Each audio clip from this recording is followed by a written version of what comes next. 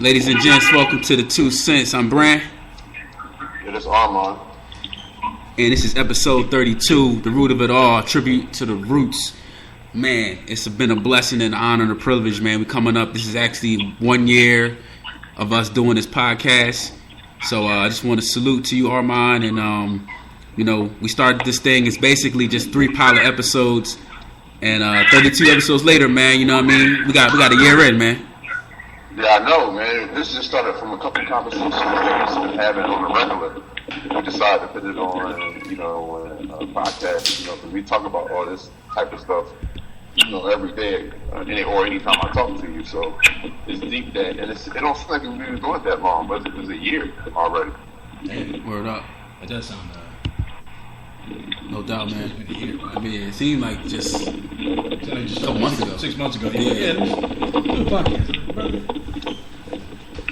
Well, man, before we get down to business, man, I just want to shout out a couple of fellas that definitely deserve to be on this podcast, but we only had a specified number.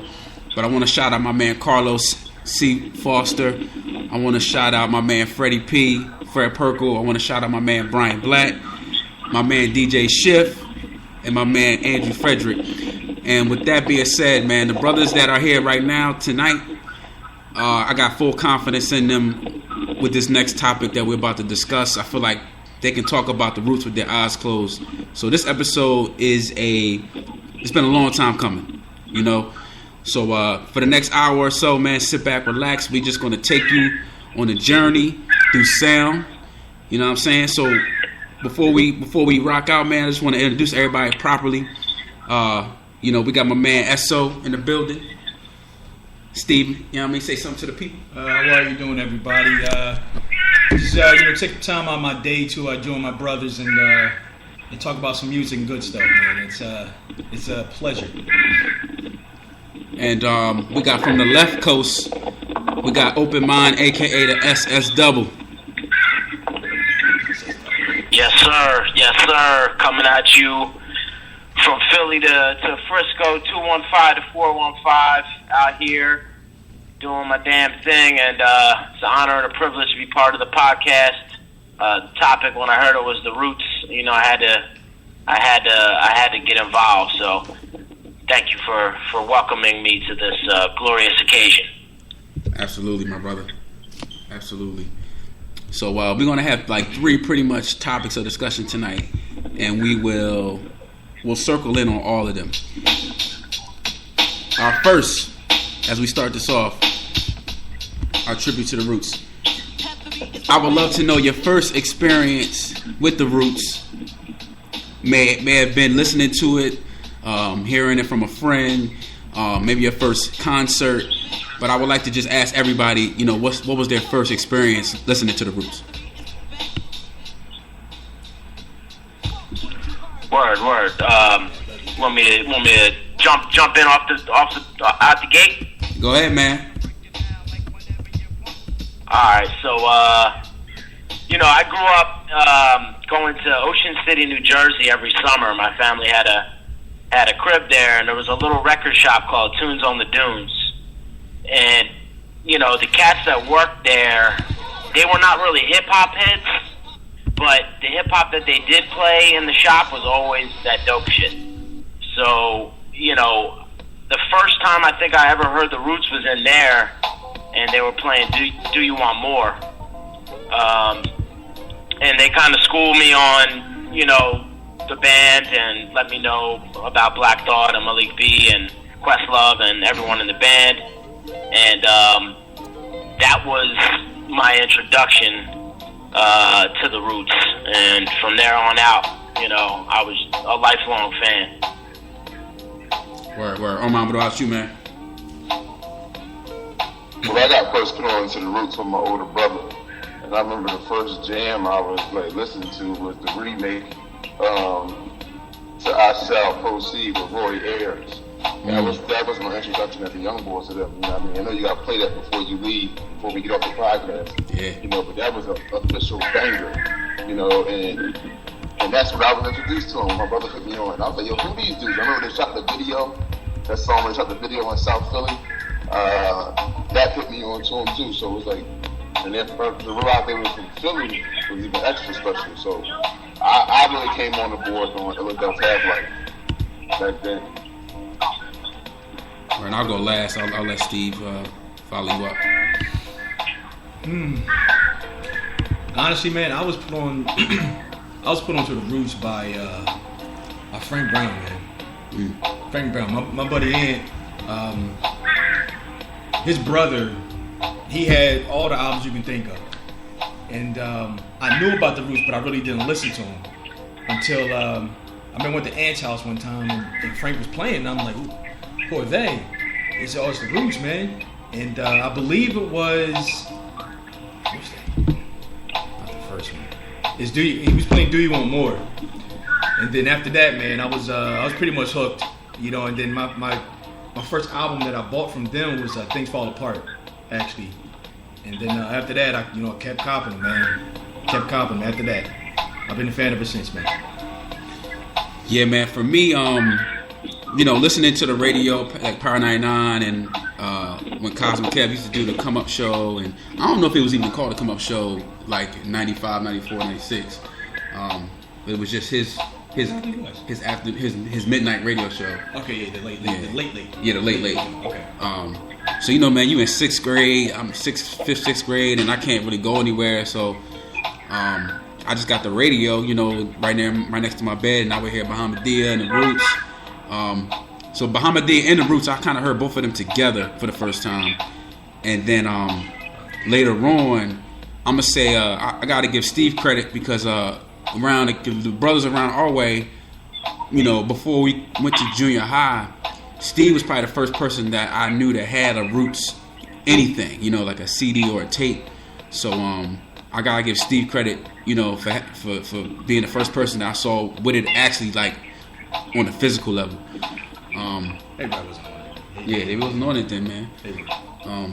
Damn shame. But yeah, 2016, man, and so I'm gonna say 95 to 2016, and I say I officially probably came on board probably after Do You Want More was Philadelphia Half-Life, you know what I mean? So I probably came on board Philadelphia Half-Life, you know what I mean? It's a long time. Word. I gotta tell a quick story about an interaction with the Roots because it's kind of funny and kind of shameful in the same note. And I was contemplating, like, do I really want to share this with the people because it's lightweight embarrassing for me? But you know what? It was a learning experience and it kind of taught me something. So I was about, I want to say 13 years old, and the Roots were playing at the Electric Factory in Philly. And, they killed it as usual, as they always do in a live performance. And after the show, Black Thought was outside signing autographs, so there's just a gang of people, like, all around them, like, with whatever they had, CD covers or their ticket from the show or whatever they wanted to be signed. So, I came up to Black Thought, and the first thing I asked him, before he could sign nothing, I just had the chance to speak to him, and I said, "Hey, yo, why ain't you play anything off Organics?"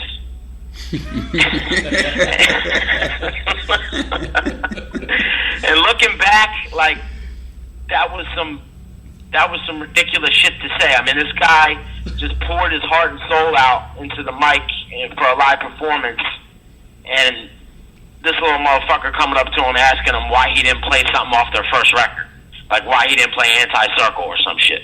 Right. And he just looked at me, and his response was, "I don't know."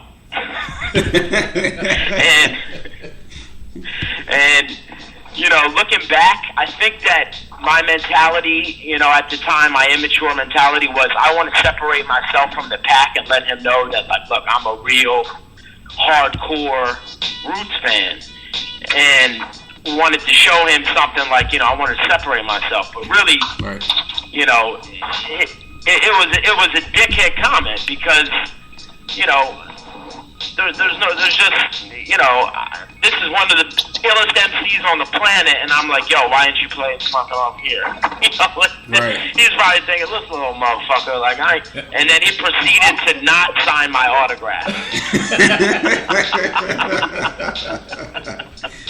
Hey, Black Thought, you may be...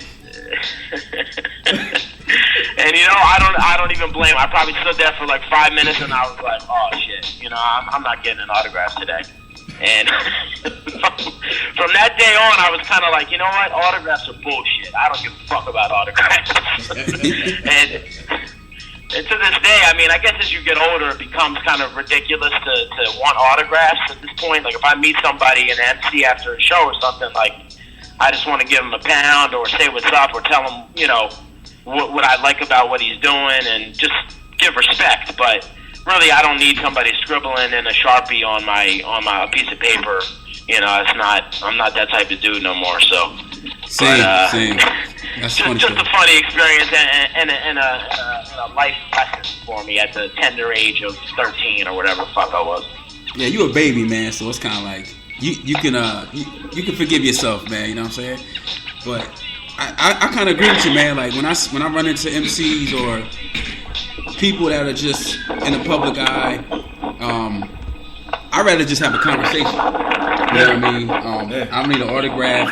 I don't even need a picture, man. The pictures are the big things now. Everybody want a picture. Yeah, I don't got time. I don't need that, man. I recently met Camp Low in Ardmore after a show, and I told them, man, I said, listen, man, I grew up off y'all stuff, and just giving them that little 5 minutes, I'm cool with that.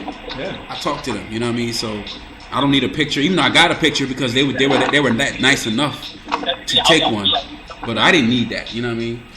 So I think it's the fact that even you coming up and just having a conversation with them, that's more than you say, oh my God, Camp Low, let me get a picture. Right. Rather than you coming up, you just chopping it up with them like, hey, oh man, I grew up in music, you guys are dope lyricists. Just having that conversation with them is enough for them to say, okay, he's really a fan. Right. He's really a fan. He's not somebody that just came out of nowhere and just wants an autograph and just posts it on Facebook. Right. Exactly. Absolutely, no doubt, man. So we'll roll to the next question. So, man, I want to know you guys' favorite / best Roots album that you take from your own experience, not what what was critically acclaimed or what sold the most. What's your favorite / best album from the Roots collection, man? Armand, you can start us off, brother. I might have to go with Philadelphia Half-Life, the first album I heard. I was kind of struggling with that, and Things Fall Apart, because Things Fall Apart was,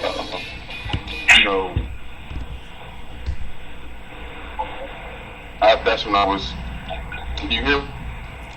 You kind of fading in now a little bit. You there?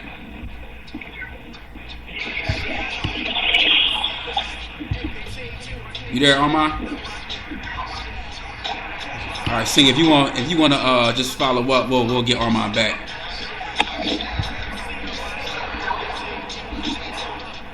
Sing. Hey, Sing, you with us? Yo. Yeah, if you want to just follow up, man, we had some technical difficulties with Armand. If you want to just follow up with your favorite. Oh, okay. Yeah. Oh, word. Okay. My favorite, I think, the question when you wrote it on the email was kind of like you said, what's your favorite and then what's the best? So to me, like in this case of the Roots, like those are two different records because my favorite is really Do You Want More? Because, like I mentioned before, it was really the first Roots record that I grew up with, and it kind of just hit me at a time where I was really starting to get heavy into hip-hop, and I was just playing the shit out of that record, And still to this day, I mean, it just has such a laid-back, jazzy feel to it, and, I just have a special place in my heart for that record. But when you're talking about what's the best Roots record, I really think that it's Things Fall Apart overall. With the guest appearances from everything with Mos Def on Double Trouble to Common on Love of My Life, Act 2, you know, to